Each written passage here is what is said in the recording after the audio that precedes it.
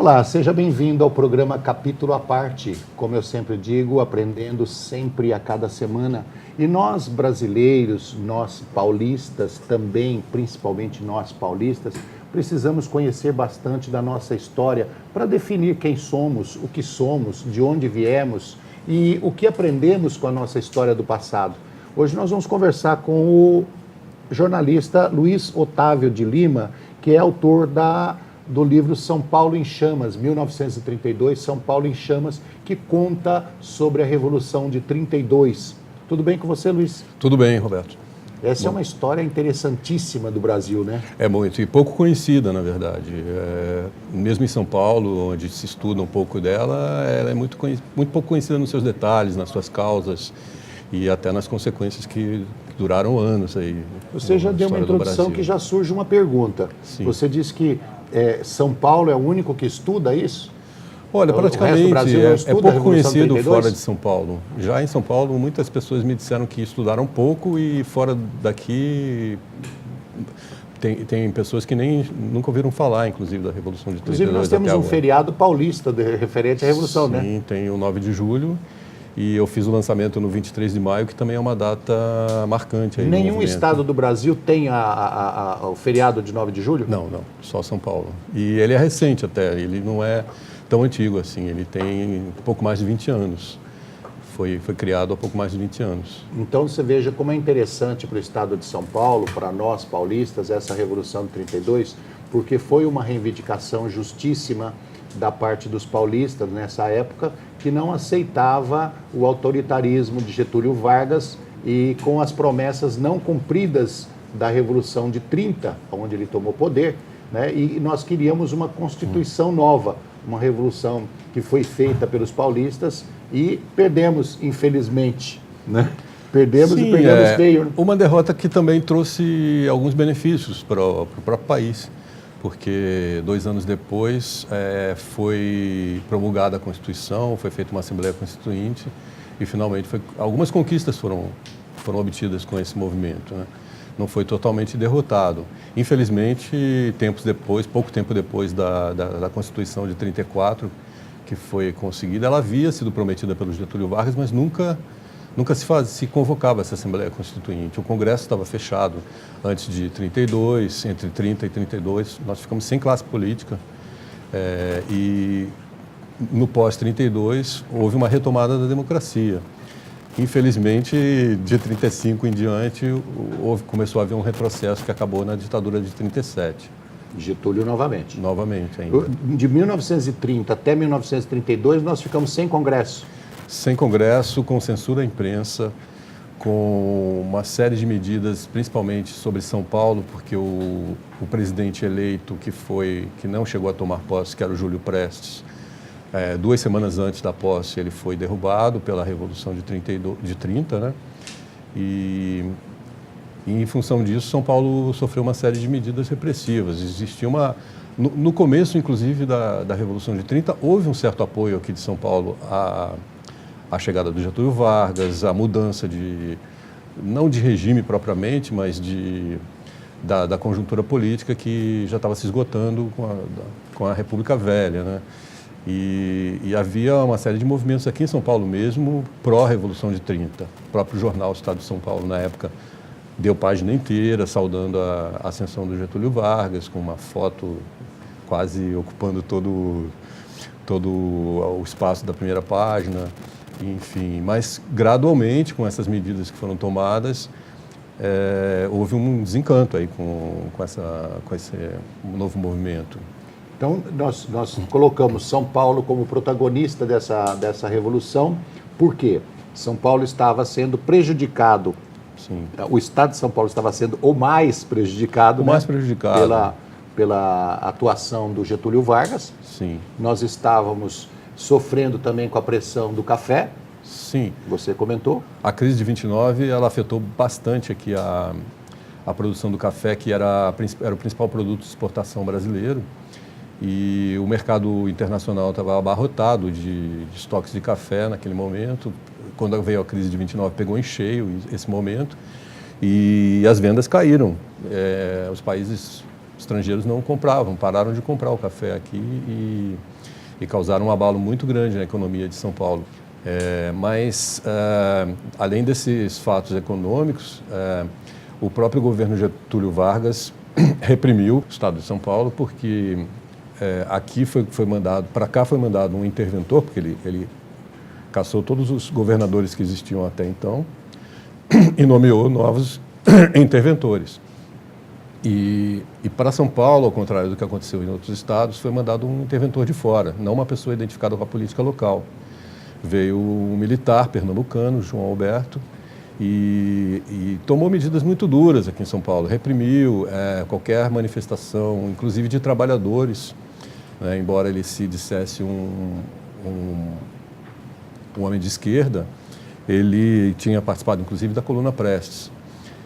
Mas, quando aconteceram manifestações ainda em 32, em maio de 32 mesmo, muitas manifestações trabalhistas, movimentos operários, eles foram reprimidos, inclusive a bala. E a própria juventude de São Paulo não podia ficar na cidade, nas ruas, após as 21 horas. Existia um toque de recolher para menores de 21 anos. E mesmo os transportes eram suspensos nesse horário para evitar aglomerações, reuniões políticas, enfim, que tivesse algum caráter de oposição ao regime. Então, vários motivos levaram a essa insatisfação de São Paulo. Você veja que tem muitas pessoas que falam assim, olha, dos políticos, né? Ruim com eles, pior sem eles, né? Sim. Certo? Sim, então você veja que São Paulo estava passando por uma crise financeira, com a queda do café, né? Nós éramos talvez o único produtor, o maior produtor do Brasil de café, não tinha outro estado. Hoje a gente vai para Minas, tem outros estados a produção de café, mas São Paulo concentrava quase que 100% da produção do café. Uma queda internacional, quer dizer, você não tem quem dialogue com o governo, você não tem representantes, né, na Assembleia, como deputados, senadores, você não tem representantes para negociar com o governo, para ter uma solução daquilo, e ainda apertado por uma Constituição não cumprida, né, precisando de fazer renovações, qual o único caminho? As armas. Sim. Não tinha outra. Eu sempre fui contra a violência de qualquer forma, mas tem hora que o caminho não tem alternativa. Sim, foi uma sequência de acontecimentos, porque no maio de 32, além das manifestações operárias, aconteceram muitas manifestações civis de profissionais liberais que comandavam, advogados, professores, uma série de profissionais que lideravam aí a classe média também de São Paulo e começaram a fazer uma série de manifestações, contrariando todas as determinações, vamos dizer assim, do regime, né? E naquele fim de semana de 22 e 23 de maio, essas manifestações atingiram o ápice. Foi aonde houve a morte do Martins, Miragaia e Drauzio. Sim, ela começou na Praça do Patriarca, eles fizeram uma passeata depois pela cidade. Tem um outro nome, o Camargo. Camargo, sim. Tem uma rua aqui em São Paulo que é MMDC. MMDC. Eu achava que era 2.500 e alguma coisa. Martins, muitas pessoas não sabem o que significa MMDC, que foi a sigla... Eu achava que era o numérico romano. Sim, foi a sigla símbolo do movimento depois. Eles fundaram uma sociedade, né, os grupos que estavam em oposição ao governo fundaram uma sociedade chamada MMDC com as iniciais do Martins, Miragaia, Drauzio, Miragaia, Drauzio e Camargo, que eram que o pessoal achava que era estudante de direito do Largo de São Francisco. Que não eram. Não, eles não eram. A Faculdade de Direito do Largo de São Francisco teve um papel importantíssimo. Inclusive antes, ali entre maio e julho de 32, eles tiveram um papel importantíssimo de alistamentos, de organização do movimento todo. Foram uma peça importantíssima. Talvez por isso tenham ficado identificados. Só um deles era estudante de... Esse aí foi estopim para a ação popular se levantar, para o movimento popular se levantar e falar, nós queremos ir para frente. Sim, porque a manifestação terminou em frente à sede da Legião Revolucionária, que era uma milícia getulista, que sempre que havia alguma manifestação, era uma milícia armada, inclusive. Nós temos que lembrar que aquela época era uma época de Mussolini, de uma série de... o movimento integralista estava ainda embrionário, mas já se formando. Então, as milícias já no mundo inteiro já eram uma parte relevante da política também, né? Uma linha auxiliar da política autoritária daqueles momentos. E em São Paulo havia essa milícia Legião Revolucionária, que era armada, inclusive, e era a linha auxiliar do João Alberto, o interventor. Ô Luiz, você falou da faculdade de Direito aqui do Largo de São Francisco.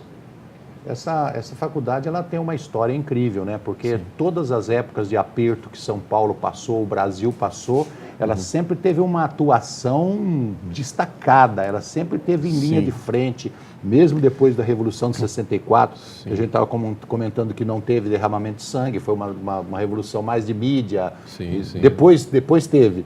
Mas, em tempos recentes, na luta época contra do a regime militar também. A Faculdade de Direito do Largo São Francisco, ela sempre teve uma atuação de destaque. Sempre, inclusive na época nos primeiros tempos da existência dela, ela foi berço do movimento abolicionista aqui em São Paulo, movimento republicano, teve muita força ali dentro. O que será que leva uma instituição a ter uma característica tão forte assim, hein? Acho que são os estudantes de direito, né? O próprio ensino do direito leva. Mas outras faculdades de direito não aparecem nem como coadjuvante em algumas histórias do Brasil. É porque ela reunia, além de tudo, ela também reunia a grande intelectualidade. A intelectualidade, inclusive de outros estados que vinham para cá, né? De estudantes que vinham de outros lugares para cá, para São Paulo, para estudar ali. Era a melhor faculdade de direito do Brasil. Sem dúvida. Nós estamos conversando com Luiz Otávio de Lima, que é autor do livro 1932, São Paulo em Chamas, o qual nós aconselhamos bastante, porque existe aí uma característica dentro dos Estados Unidos de que todos os estudantes têm que ler a história americana, têm que conhecer toda a história do povo americano, toda a história dos Estados Unidos. Aqui no Brasil a gente não tem esse costume dentro das escolas, e é importantíssimo que nós venhamos a conhecer a história de São Paulo, a história do Brasil, e a Revolução de 32 é um marco importantíssimo na nossa história. Nós vamos para um rápido intervalo e já voltamos.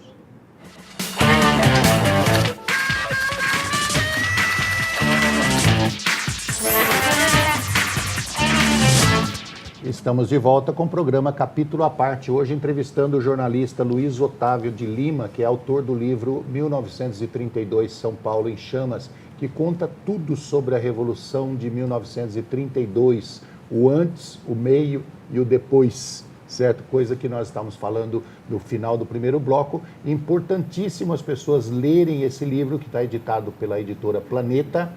É importantíssimo ler esse livro para conhecer a história do Brasil, e principalmente a história dos paulistas que atuaram fortemente por uma nova Constituição, pelos direitos de todos dentro do Brasil, principalmente São Paulo, que estava sofrendo uma pressão muito grande.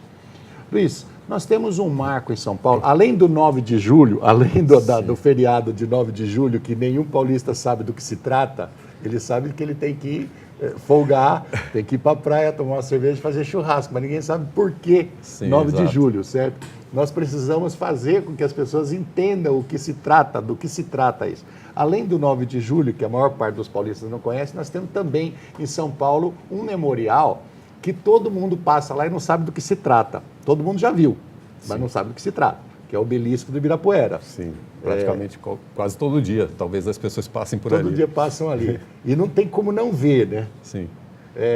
Se você não sabe o que é o Obelisco do Ibirapuera, é aquela torre enorme, comprida, altíssima, que fica ali no Ibirapuera. E embaixo dele, embaixo desse obelisco, tem um memorial incrível, enorme, grande, que conta toda a história, inclusive dos nossos mártires, né, dos nossos heróis que morreram na Revolução de 32, estão todos ali. Sim. É interessantíssimo que se conheça isso, né? Exato. As pessoas precisam visitar museus, precisam visitar memoriais. E esse, por exemplo, eu considero um ponto marcante da história de São Paulo. Sim, ele conta uma história ali. Ali estão os túmulos de praticamente todos os que lutaram na Revolução e mais alguns que apoiaram, que deram a parte teórica do movimento também. Santos Dumont está lá, não? Não, o Santos Dumont está acredito que no Rio de Janeiro. Ele tinha sido levado, Deveria o corpo foi levado para lá numa certa época, eu não sei realmente onde é. Não, ele está no Rio de Janeiro. Porque ele morreu em Santos. No São João Batista, no ele morreu cemitério em Santos. São João Batista, em Botafogo, no Rio. Ele morreu em Santos, foi velado aqui em São Paulo, na capital, e depois, quando acabou a Revolução, o corpo foi levado para o Rio de Janeiro e sepultado lá no cemitério São João Batista. Que é outra história que o pessoal praticamente não conhece, né? Não conhece. A morte de Santos Dumont, o motivo da morte de Santos Dumont. Ele foi um personagem importante ali daquele episódio, porque logo no começo da Revolução ele apoiou a reivindicação paulista, não propriamente a guerra, mas a reivindicação. Ele fez inclusive um documento de apoio, pedindo que se fizesse uma Constituição, que o Getúlio Vargas convocasse uma Assembleia Constituinte. Fizesse uma abertura política. Uma abertura política. Ele fez um apelo veemente ali. E ele estava em tratamento em Guarujá, naquele período. Já com depressão? Ele estava sofrendo uma depressão em decorrência, talvez, do quadro de esclerose múltipla, que ele também já sofria há alguns anos. Já estava desenvolvendo. Mas ele tinha motivos para uma depressão já ligada à questão da aviação há algum tempo.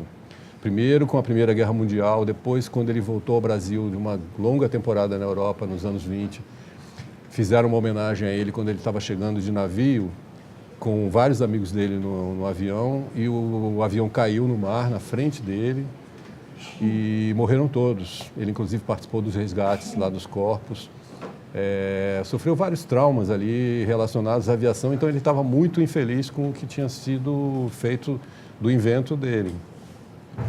E naquele momento de 1932, o quadro dele se agravou muito, porque ele recebia as notícias de que os aviões estavam bombardeando Santos, estavam bombardeando cidades com crianças. Bombardeando Campinas. Sim, ainda não tinha havido bombardeio a Campinas, mas ele já tinha havido um bombardeio aqui a São Paulo, duas vezes já tinha sido bombardeada a capital aqui, um sobrevoo, e alguns outros lugares, seriamente, principalmente no Vale do Paraíba, foram bombardeados, morreram crianças, inclusive. Você veja que é uma pessoa de boa índole, né? O Santos Dumont fez uma invenção, criou o avião, inventou o avião, e óbvio que passava pela cabeça dele o prazer de voar, né? Sim. Trazer o homem pássaro, né? Fazer com que o homem conhecesse os ares e tudo mais. E quando ele viu a ferramenta dele ser utilizada para a guerra, para matar, ele não resistiu. Sim, ele se enforcou. Ele, inclusive, via da janela do hotel e até na praia, onde ele passeava ali todo dia, ele via os aviões passando, tanto getulistas quanto constitucionalistas, passando por ali para ir para combates. Um depoimento de um empresário que, na época, era menino e era parente dele, e esteve lá passeando com a família naqueles dias, disse, inclusive, que ele teria presenciado fumaça de bombardeio em algum lugar próximo. Voltando ao obelisco, ao memorial. Sim. Ali naquele memorial está o Friedenbach, né? Friedenreich. Friedenreich. É difícil falar nome alemão. Friedenreich. O corpo dele está lá também? Era um jogador de futebol. Ele está lá também? Sim. Não, desculpa, ele está lá também, eu falei errado. Não, ele não está. O Santos Dumont não está. O Friedenreich está. Sim. E ele era assim um superastro do futebol mundial, não só no Brasil. Ele, inclusive, tinha jogado um campeonato na França e ele foi aclamado na Europa como o maior jogador do mundo. O maior jogador do mundo, sim. Ele já tinha muito tempo de carreira. Num tempo, inclusive, que às vezes se disputava 3 partidas de futebol por dia. Com um número de gols impressionante que quase ninguém conhece. Mais de 1.000 e acredito em torno de 1.300 gols. O pessoal acha que o Pelé foi o primeiro a atingir o número 1.000, sim, mas não é. Ele jogava às vezes 3 partidas por dia não no começo da carreira. Não conhece a história. Então, e esse Friedenreich, ele era conhecido no mundo inteiro como o melhor jogador de futebol daquela época, sim, mundial. Atingiu os 1.000 gols, muito mais que isso, sim, e ele largou o futebol e pegou em armas. Sim, ele parou, ele ainda jogaria, depois da Revolução de 32, ele ainda jogaria até os 41 anos. Jogou no Santos, jogou no São Paulo principalmente, jogou no Atlético Paulistano, E ele era uma figura muito querida de todo mundo na época e, inclusive, não só foi para o combate, como ele ia para as rádios convocar as pessoas a lutar, reuniu os companheiros de esporte, não só de futebol, mas de outras modalidades também, atletismo, uma série de outros esportes. E muitos outros heróis estão ali, né? Cada um com a sua história, muitos anônimos. Muitos anônimos. Guilherme de Almeida, poeta, ele fez uma campanha muito forte pela Revolução e ele já tinha mais de 40 anos também quando aconteceu isso. E mesmo assim, ele num determinado momento, ele foi para a luta, ele foi para Cunha, lutou lá em Cunha com o irmão dele, mais novo. Os dois foram combater. Não só ficou fazendo a propaganda, como participou ativamente. Vale o apelo. Você deve ler o livro 1932, São Paulo em Chamas, do jornalista Luiz Otávio de Lima. E junto com o livro, quando você estiver na metade do livro, o final do livro, faça uma visita ao obelisco ali do Ibirapuera. Conheça a nossa história, que é importantíssimo. A entrada lá é franca, você sabe? Sim, entrada franca. Todos os dias está aberto? Qualquer pessoa que chegue lá E é um lugar agradável, né? Muito bonito. Em frente ao Parque do Ibirapuera, tem um portão ali logo em frente da entrada do parque. Quem esteja lá visitando o parque pode atravessar a rua ali, que já está dentro do monumento. O livro 1932, São Paulo em Chamas, foi editado pela editora Planeta. Se você quiser mandar um e-mail para o Luiz Otávio, fazer mais alguma pergunta, questionar ou dar uma opinião, falar de alguma coisa que você sabe, de repente vem alguma segunda edição aí, sim, e faz anotações. Sempre pode acrescentar. Você pode mandar um e-mail para Luiz com Z, Luiz Octávio, um C mudo, Luiz Otávio, _Lima, @yahoo.com.br.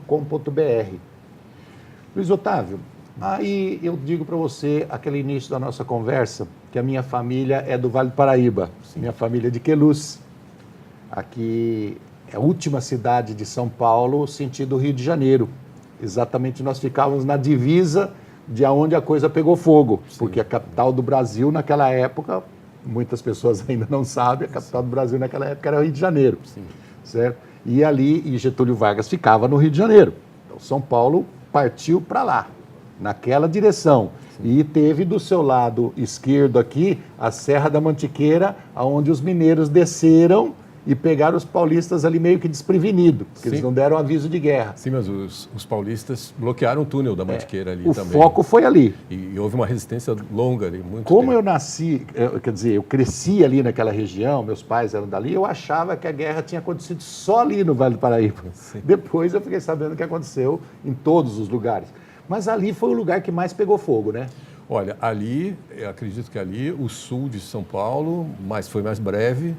É que no Vale do Paraíba foi o período mais longo, né, da Revolução, onde aconteceram os combates durante mais tempo e os mais sangrentos. E o maior número de mortes. Sim, porque o general Góes Monteiro, que comandava as tropas federais, levou até canhões de navios para lá, canhões imensos, que eram usados para bombardear navios em guerra. E esses canhões foram voltados contra os combatentes aí, voluntários, que eram em grande parte estudantes, jovens. A grande maioria dos paulistas eram voluntários. Voluntários jovens.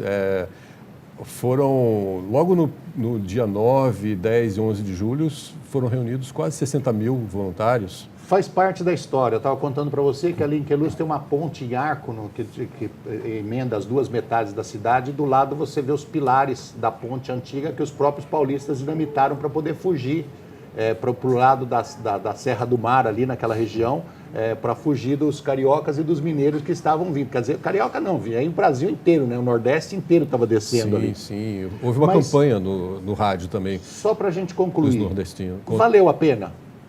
Acho que valeu. É evidente que a gente sempre espera que não seja preciso chegar a um extremo desses. Mas as propostas da Revolução, elas se deram frutos ali em 34, com a nova Constituição, que era bem mais democrática, e toda a reorganização do Congresso Nacional, da vida política e tudo mais. A gente teria aqui mais umas 3 horas para conversar, falar do nosso mercadão aqui de São Paulo, que serviu como indústria de armas. Indústria importante. Quer dizer, nós temos tanta história dessa Revolução de 32, nós temos tanta história de São Paulo, que precisa de uma pesquisa muito ampla. E pode começar pela leitura do livro 1932, São Paulo em Chamas. Obrigado, Luiz, pelo seu trabalho. Muito obrigado. Por resgate da nossa história aí, com mais detalhes. Obrigado por ter vindo aqui. Muito obrigado, espero que todos conheçam. Obrigado a você de casa que esteve conosco no programa Capítulo à Parte. Nós te esperamos na próxima semana. Um abraço, até lá.